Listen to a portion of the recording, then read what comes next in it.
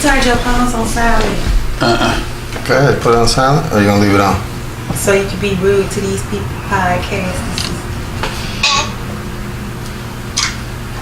Why am I taking pictures and shit?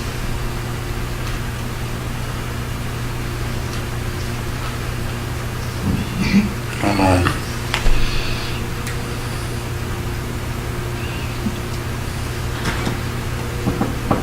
This is Genesis on the phone.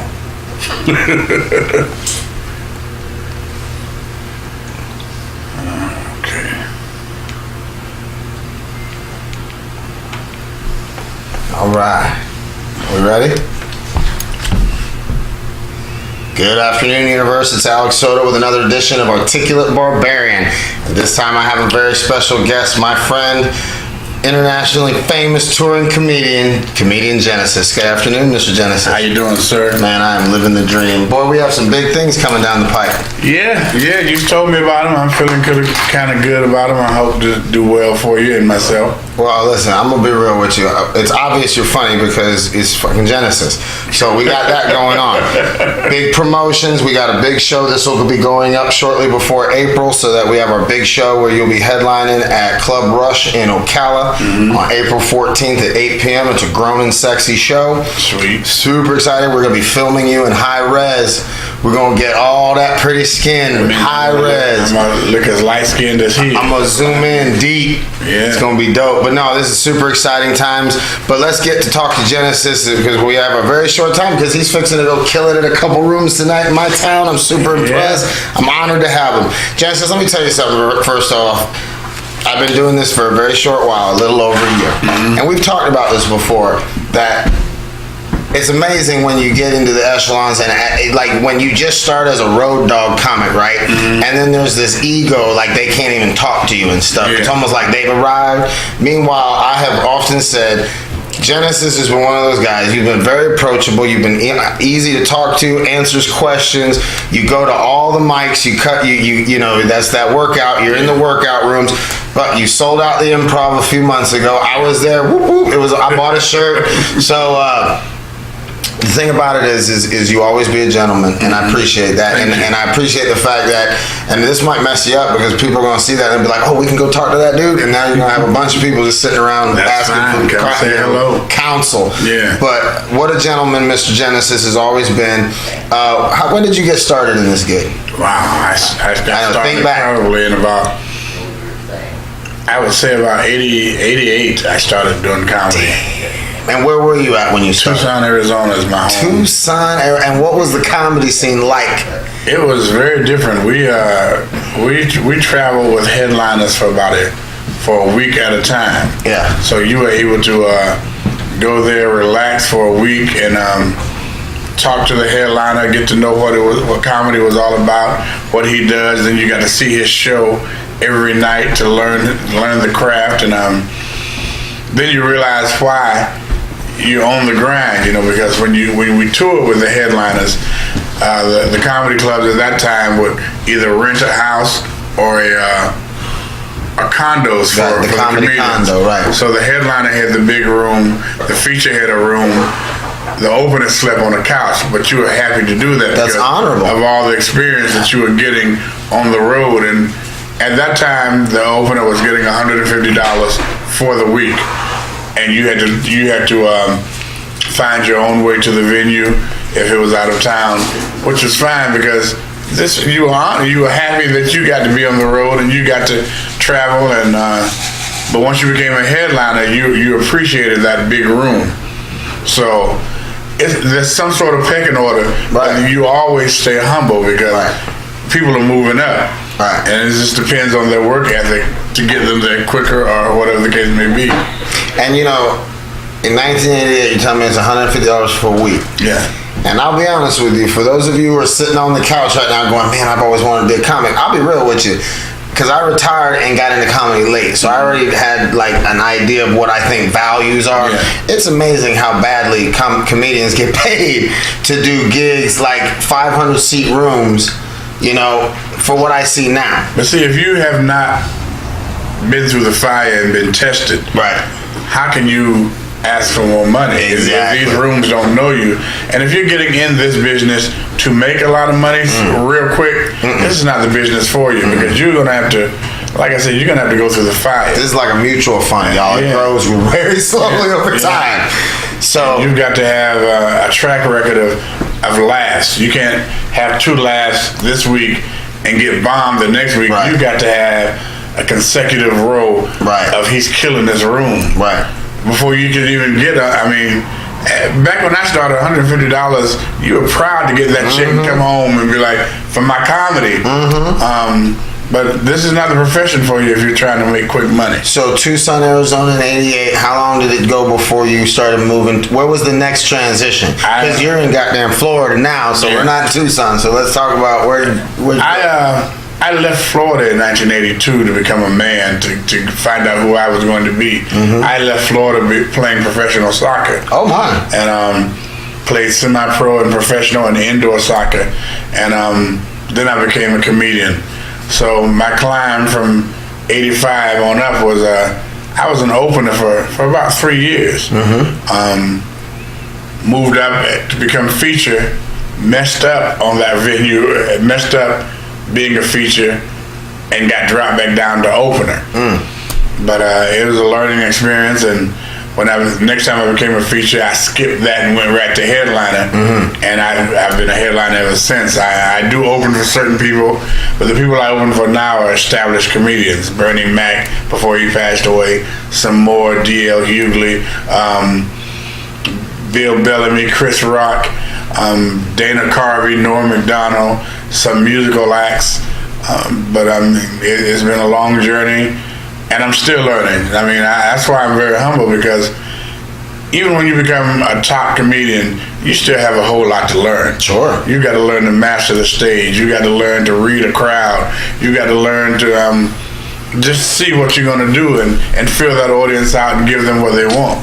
Well, I'm gonna be real with you, because like I could spend the whole hour talking about. Let me tell you how nice this man is, but I'm gonna be real with you. Look, the name, the caliber person that you open for, and yet for no reason other than a favor, you'll come and open for another comedian that's not nearly on your caliber, but you do it as a favor. That's the thing that I find. You know, I think of you. I think of Eric Dowis, Dale. You know, gentlemen that come out and they help out. And that's part. You know, like I said, no ego.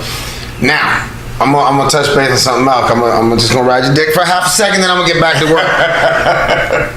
Genesis can sing his ass off, right? Oh, wow. And I'm gonna tell you something now. I got none but love for all my urban. Believe it or not, I'm an urban comic. I don't know how the fuck that happened, but only ones who are booking me, so I'm down. I'm cool with it. But listen, God bless you, gentlemen and ladies, with beautiful talents, okay, that I can't keep up with. Now, I've noticed that a lot of urban rooms, the black comic grew up in church, he can sing the music, and then he'll spend 20, 30 minutes on his act. And it's great. It kills. Genesis will come up and say 2 verses just to show you guys that he can sing, and then he shuts it down. He can spend an hour doing that, making people laugh, but he just says 2 little verses, and then he goes off to the rest of the thing. That to me tells you, it's almost like you're like throwing it out there. I'm a diverse dude, but I don't have to hang on this. You know? So you transitioned out of Tucson. You were a feature. Did you locate into another big town for a while? No, I lived in Arizona. My thing was, the reason why I think that I'm not where I should be is because I got caught up being a Tucson celebrity. I mean, when you've never had that kind of celebrity, everything I did was free. You know, 5-star restaurants. I could walk into a mall with no money and come out with 3 bags of clothing, free, because people enjoyed me that much, signing autographs, and you know. So while other comedians left when they were supposed to, I was caught up in being a Tucson celebrity. So, well, and also too, like, and I don't know, but I hear like around that same time, you know, my guru, the guy who I put all this blueprint on and that started this whole thing was Joe Rogan, and he would talk about his testimony was about the same time he was in Boston, and at the time Boston had like or that whole New England area had like 20 hot clubs.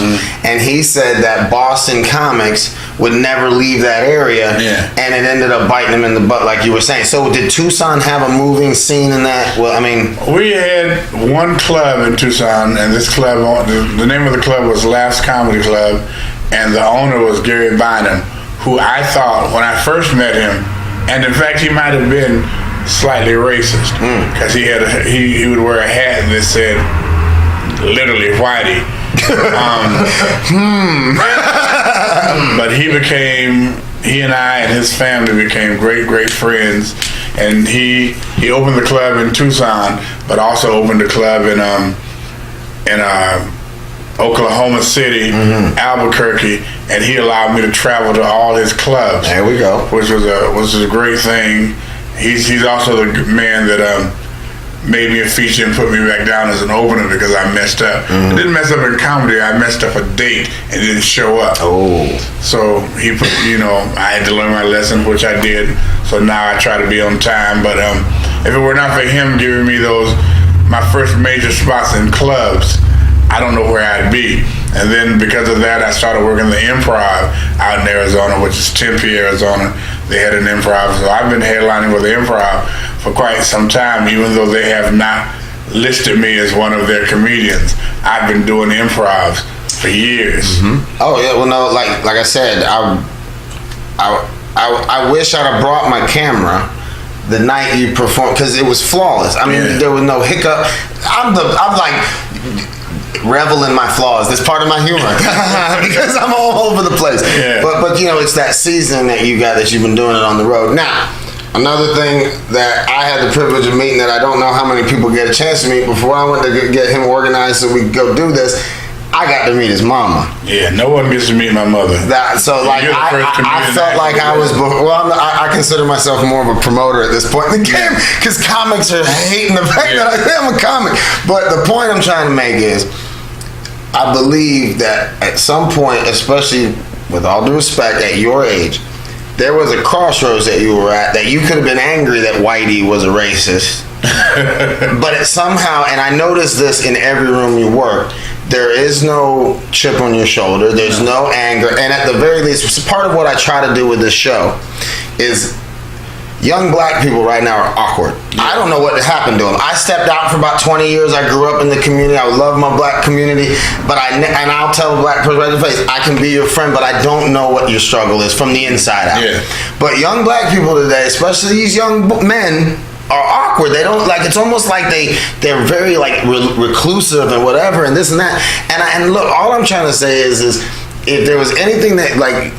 What was it, Mama? Was Mama telling you not to take it personal, or what happened? Because you could have gone any direction at that time in your life, but for some reason, and like I said, I watched this man murder in a gay club because we were booked, by God, and I've seen him kill in a biker bar. I've seen him kill in front of college kids. So I mean, it's like all the way across. I can't perform in front of college kids. I hate them little bastards. So the thing is I see you consistently murder everywhere. Why is it that you don't have that chip? And I know a bunch of guys that don't, but what is it that is there anything that you could say something to these people that they might be able to loosen up? I was fortunate enough that my parents wanted an education for me. So the first 6 years of my life, I went to Catholic private school. And I was one of 3 blacks in the whole school. So all my friends initially were white people. My girlfriends were white people. All girls that I had crushes on were white people. And all of that changed when I came home one day and told my parents, I would like to be white. So the next year I was... He was 18 when he told her that. So the next year I was in a public school. So I had more connection to white people at one point in my life than I did black people. It was a rude awakening to go to a public school and realize who I really was and what I really was. I was more alienated from black people because I was educated. I spoke decently. I dressed differently. I was a nerd. In essence, what I'm saying. I grew up studying classical piano. I grew up reading because they say in order to hide something from a black person, you put it in a book. You couldn't hide anything from me because I loved to read. And I played soccer growing up. I didn't play football. Yeah, I was gonna be like, soccer, huh? Yeah. Only the Latinos and the whites were playing soccer. I was playing soccer when there was only one black man that was a star, and that was Pele. Yeah. So, and he's only iffy black. He's a dark-skinned Latino. Yeah. Don't worry, we both claim him. It's all good. We're just like Tiger. Everybody claims his ass too. Yeah. So you transitioned to Tucson, Arizona, and then where did you go? About what time and did you come to Florida at that point? I came back home in 2005. My father, who worked in Orlando as the director of the prison out there, he was the director as well as over several prisons in Florida. I came back when he retired, and then he passed away and asked me to stay with my mom. So that's why I'm here with her. But that was in 2005 when I came back. So I left here in '82 and got back in 2005. Okay. So this time next year, this is what kind of like a weird little plan that I have no interest, no skin in the game with you. All I'm trying to do at this point in my life, because I'm retired and comedy is not my only means to make an income, and I'm just trying to, I just want to be a blessing. I gotta hurry up and start being a blessing before I die, because I've done my share of taking. Now I'm trying to do some giving at this point. So one of the things that I'm wanting to do in our area is that Monsters Comic of the Year competition, which is what's going on right now, and I believe Gina's gonna win. I think that Gina's a beast. But not only I'll ever get a chance to see Gina. Gina G. See her. She's hilarious. In addition, though, and this is the wrong half. You can come out. Nobody will see your big ass unless you get in front of the camera. Well, I don't know. We might got a little elbow sight and you're chunky behind. Shit. So it's pandemonium in this hijinks. We're in the basement of a castle. That's what I tell everybody. So the biggest, I'm almost feeling like the bigger half of that winning that competition is that radio show when you go in and talk to them. So I know you're going to handle that. So one of the things, and this is the only thing I see, is that is just a check on your resume box. Because Miguel Colon, shout out Miguel Colon, who won back in 14, or no offense, Miguel, it's not like I follow you that much, but he won the competition. Now, he was already a comic, but he is now, it's just a nice catapult to get you on the circuit or back on the circuit, you know?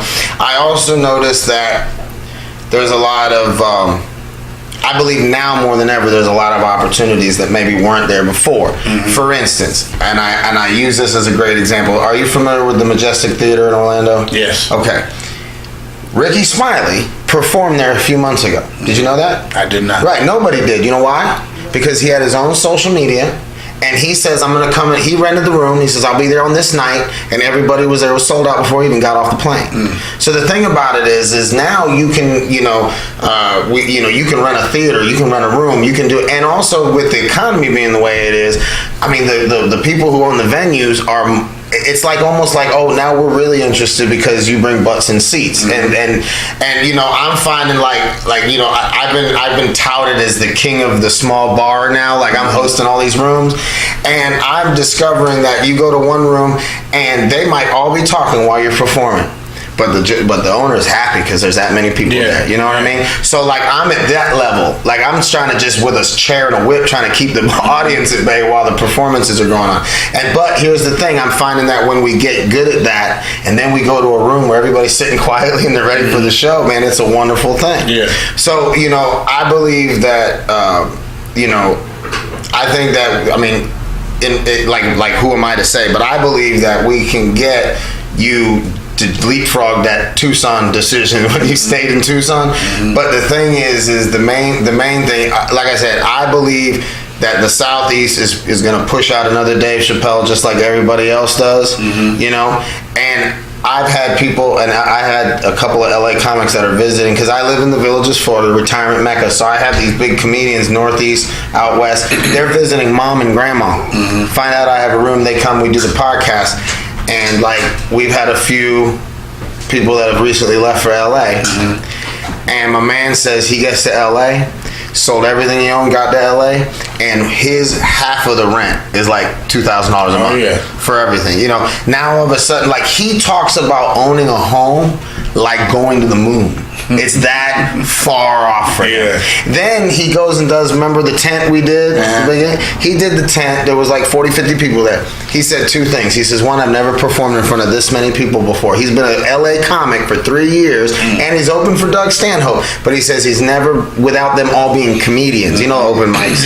And then he says he's never seen that many people smoke. Because remember, that was a smoke friendly. But the thing from California is probably this is rare. And it's funny too, because both LA comics, I'm like, yo man, you want to smoke some weed? I got my prescription card. They're like, no, I don't smoke weed. I'm like, how the hell? You live in California, you're a comedian, you don't smoke pot. But that's beside the point. Shout out LA. Shout out, what was it, Chris Dunham? You know, so we're going to get ready to do this. We're going to run you through some media. We're going to get you on a few radio shows. We're going to get you ready for this performance. We're going to get you filmed. And again, it's amazing when I meet entry-level comedians and I'll say, hey, I got this room. And when I say I got a room, that means the restaurant is paying me a little bit of money, and out of which I can divvy it up. And they start negotiating the prices with me, and they've only been doing it a year. Then they show up, and they got notes in their hand while they're performing, and they're trip-trapping, and then... That's like, disrespectful to comedy. Indeed. Take notes on stage. Indeed. And the other part about it, too, is that people have... I think people have an unrealistic value of themselves considering where they're at in the game. Meanwhile, I have filled my rooms with nothing but the best comedians, not because they need the money to do that, but because they want to perform, they want to get their stuff on tape, they want to get their stuff out there. So, you know, again, I see you everywhere. And is that like, has that always been part of your thing? Just get on mics, just keep working your material. Is that... Like, because I mean, since day one, before I even started interviewing comedians, I saw you at every room. And no offense to you young fucking bastards out there that can't act right around old people, but I always gravitate towards Genesis because I know I got it's a hand like this, not a hand like this, you little sons of bitches. But it's amazing how unwelcomed I was when I got there. I feel so many comedians out there right now thinking that there's no room for everybody. And there's room for everybody. Everyone has a lane they have to fulfill, a service they need to fulfill, and being yourself. I'm so humble because I'm still here with you all, trying to get to where I need to go. Why should I feel arrogant or anything? Yes, I've been doing it quite some time, but I'm still doing what you're doing. I'm still grinding. I'm in those clubs creating new material, trying to talk to people who I think have some talent. And you know, if we just stuck with one another and uplifted each other, it would be such a better community, comedy community. But these young comedians today, just except for a handful of them, I know that are doing quite well. If I can name a few, Christoph, Gene, who's a young redhead comedian. There's like 4 Haitians that are doing phenomenal. My best friend and assistant, her name is Vicky. She's a talent. She doesn't know how much talent she has, but I watch her perform, and she's phenomenal. She'll be performing tonight. She has so much in her. There's just, and she's very, very, you know, appeasing to the audience. They love her because of her energy. She's very funny, but there's just a hand. And Alex himself is funny. He just doesn't know it. I'm a hack. I'm the Damon Dash of comedy. I'll never spit a bar. I don't know. This is how I know he's funny. I don't talk to someone who I don't think has talent. Oh, shit. I don't reach out and speak to them. And I spoke to him and keep speaking to him. Thank you. So, if we just got along, asked the people who we need to ask how to do this, what should I do, and don't take it as though it's an insult when they tell you something that you've done wrong, we can move up. No doubt. And the thing about it too is, and you know, like I said, I just feel like if everybody was just a little bit more or less aggro. Funny thing about Gene, Christoph, is the 2 redheads, him and Reed Nevins. My youngest daughter came to watch me perform one night, and then she comes up to me, she's like, "Oh my gosh, that redheaded guy was so cute." And I've told Christoph to his face, I thought it was Reed. And I go, but at the time he was doing that vulgar ass Tinder joke about tripping over his bed. I was like, oh, that's nasty. Don't talk to that guy. He's got germs.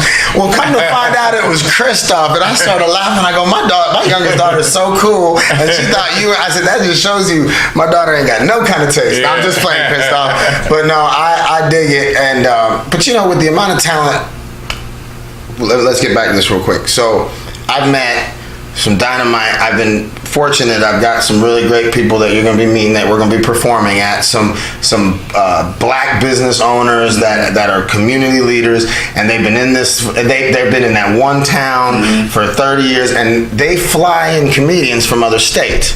And I had an opportunity to open for them, and it took me a year to get into that man's heart, because, you know, I get it. He was a black community wanting to provide for black comics and all this stuff, and black promoters. I get that too. But I kept asking him, why are you flying comedians in when I've got Genesis, Ken Miller, Gina G? If you're looking for urban, you know, and or if you're looking for just amazing comedians, you know. And the thing is genuinely, his answer was, I didn't know.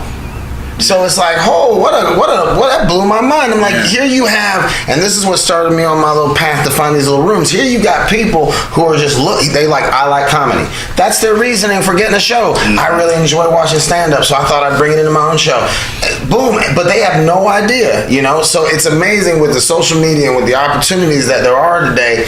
I believe you can make your own circuits, and you can make your own opportunities. The 104.1, shout out Real Radio, shout out Real Last Miguel Cologne, shout out Monsters in the Morning.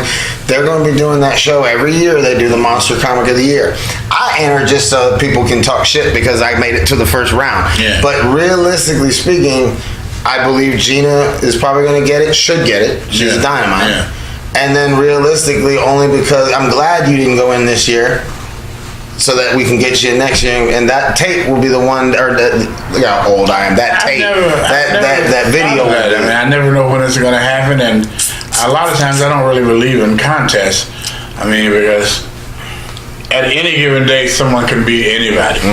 So yeah, I mean, I'm funny consistently, but there's other comedians that are too, and they may be the ones that somebody likes more that day than me. True. So that does not mean that, you know, I'm not the best or he's not the best. It just means at any given day, it's your day. Right. Yeah. But, you know, if you put your name in the hat, at least your name might be your day on that day, you know. But here's the other thing about what I like about the Monsters competition.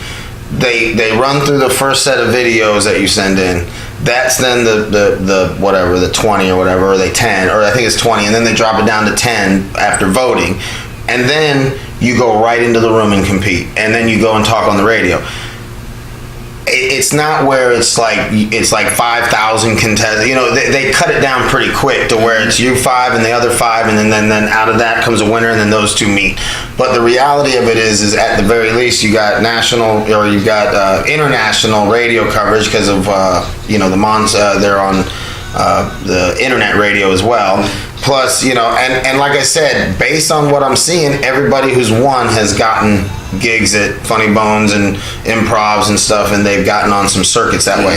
But that being said, it would be nice if you had a professionally cut video of your stuff regardless, because, and this is the reality, Netflix is buying 30-minute videos, all right?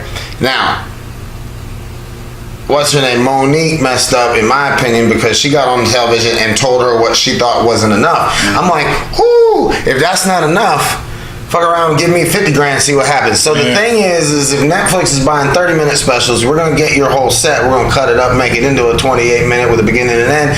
Boom, they'll buy that and you set. It happens from, there's like 10 different ways we can do it now. So when you came back to Florida, or how about this, what were some of your influences? Like, did you meet anybody that kind of like what I feel like when I'm talking to you, the way I see you? Was there a genesis for Genesis when you were a young man? It was they were all assholes. It was just kidding. Richard Pryor was the man. I took my father's tapes, took them in the bedroom and listened to them at night until I memorized them and recited them on the school bus going to school. I never thought about being a comedian until someone told me I was funny at a party after a soccer game because I don't drink, smoke, or get high, but everyone else was, and I was being the class clown. And I said, man, you're funny. You should go to this club or this bar. It's called Tequila Mockingbird, and try some comedy. And I've been doing it ever since. So I had never had a design on, I want to be a comedian. Never thought that. When you started meeting, like when you said the names that you were saying, the Bernie Macs and stuff like that, did you meet a big brother in comedy at that time, face to face, or was it always working relationships back then? For me, the stupid thing is, I may not be arrogant to everybody else, but when I met these people, I thought, I'm just as funny as you, so I never approached them as a celebrity and got the hand, the handshake, the autograph. I'm like, shit, I'm funny. I'm just as funny as you. Right. I'm a celebrity. You should get mine. But well, that was back when we didn't know what networking was. I didn't know. We just tried to figure it out. I saw those paychecks, and I guess I'm not as funny as you.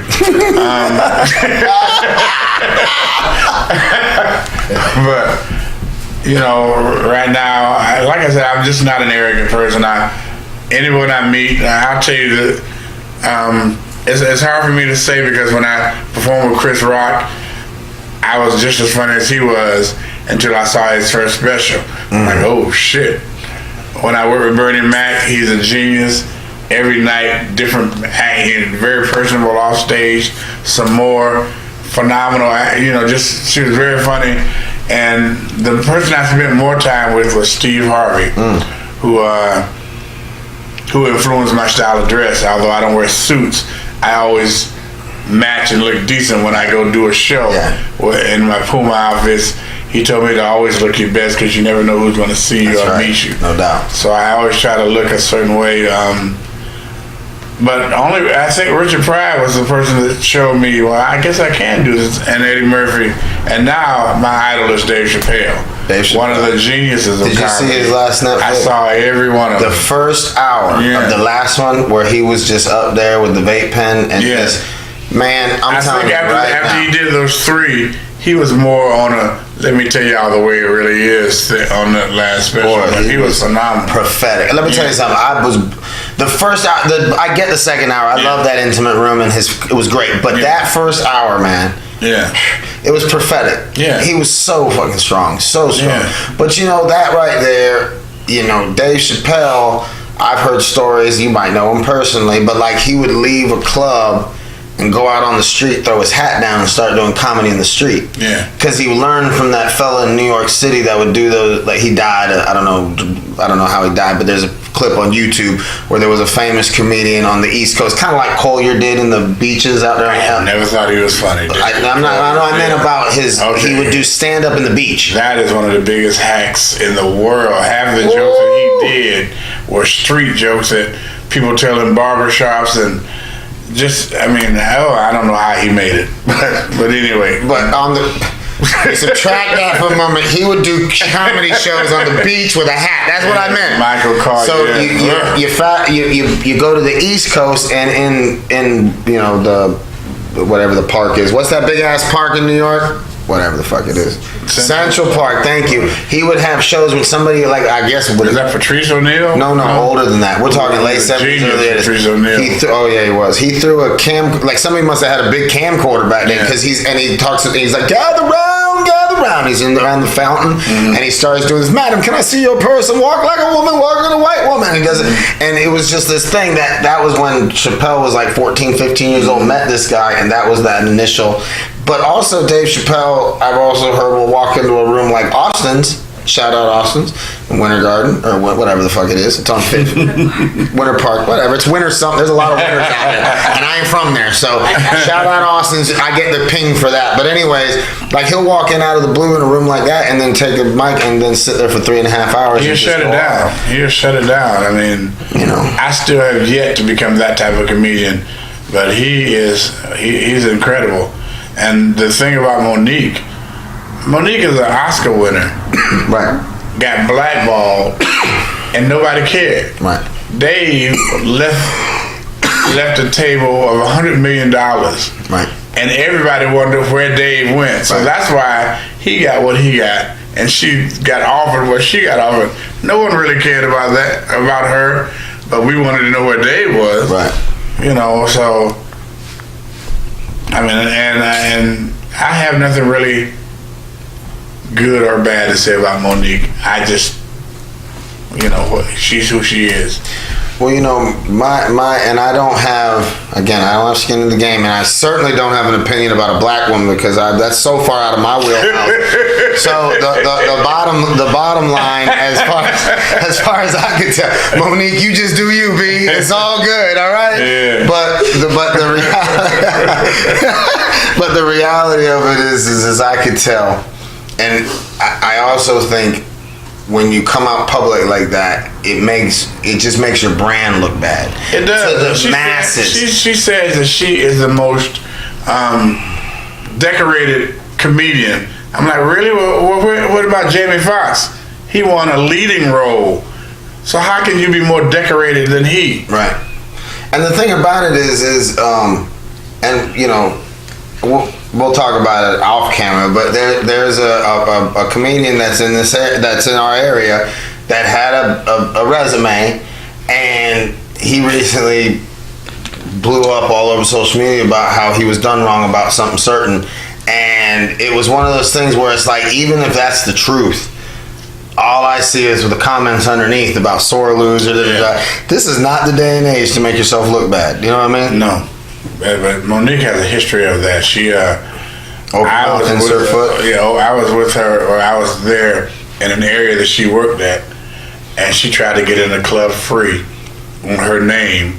The owner was from another country, so he had not seen the Parkers or anything else. He didn't know who the woman was. So rather than just pay the little bit of money, which I know you got since you claim to be so big, and just go in the VIP room and make it a better place that night. Right. She yells out to all the black people, let's leave this place and boycott him because he won't let me in free. I'm like, why would you do that? You're the celebrity. If anybody has $10 to $15 to get into a club, it's you. Right. She just has a history of wanting to be bigger than she is. So I just, that's the thing I would never do. I will always be humble enough to be like, I got the 20 and buy the bar out or whatever I do. Right. Well, I mean, when you're in that position, you might actually get so much more press from that, even if it's between two people in a room and word of mouth spreads. It'll always be positive if I'm out and open like that. And I got about 5 more minutes before we're going to put you on the message to the universe, because we got big shows coming tonight. Mm-hmm. So when I met these comics that they would fly in. Mm-hmm. Now, these are guys that are on television, Comic View, stuff like that. And I meet them, and what I try to get people to understand is the grind is still the grind. Oh, yeah. They fly in. They literally pull up about when the feature is about halfway through. Mm-hmm. He gets up on stage. He does his set. That's what he's there for. They didn't fly him down because he wasn't good. Then the dude gets in the car, flies down straight through the night to get down to Fort Lauderdale because he has a gig the next day in Fort Lauderdale. It was like Friday, Saturday, Sunday, and then back on the airplane, fly back. Despite the fact that you might be on TV once in a while, the fact of the matter is, they're basically doing that. They're replacing a life in a cubicle for a gypsy lifestyle. Mm-hmm. They want to be waking up in different towns and stuff like that. But it's great when you're full of spit and vinegar in the late 80s and you're young and you think your stuff's the best. But year after year, people, I think, fail to realize that just because you're in a nice looking outfit and that we'll get up there and perform and people will clap. Once the clapping is over, and that little bit of money's in our hand, that's it. We get back on life. Get in the car. Now we got to drive back home. You got to tend to your mother. I got to check on my family. Life goes on. It's not all glitz and glamour. No. When you get the chance to be in front of the camera, you enjoy it. And that week might be better. Yeah. You know what I mean? Yeah. So at this point in the game, Mr. Genesis, I have a thing where what we're doing is, this is the warm, fuzzy part of my show, where I'm archiving the message to the universe. Mm-hmm. As I said every week or every episode, when I said Joe Rogan, he has over almost 1,100 episodes now over the past 8 to 10 years he's been doing this. Mm-hmm. In theory, if nothing happens bad, 20, 30, 50 years from now, you'll still be able to go back and see episode 1. Okay. So what I'm doing is I give an opportunity for all my guests to say something to the universe, maybe to your future children, maybe to people you influence, maybe you have something to say to young people, regular people our age, older people. And then what tends to happen is after that message is done, we calm price, boom, then we say our goodbyes. Then I get a phone call, hey, next time I come back, I got something for your ass on that message of the universe. I thought about it. I'm going to add to that. So that's what I'm doing. I'm archiving that now, week after week, episode after episode. So take a moment, think about your thoughts, look at the camera, tell your message to the universe. When you stop talking, we'll clear it, boom, we're done, and then we'll say our goodbyes. Okay. Well, to my future self, thank you for working so hard and being so humble and creating so many friends along the way. To the young people, stay focused, have a grind, have a lane that you want to find, that you want to fit in and make it your own.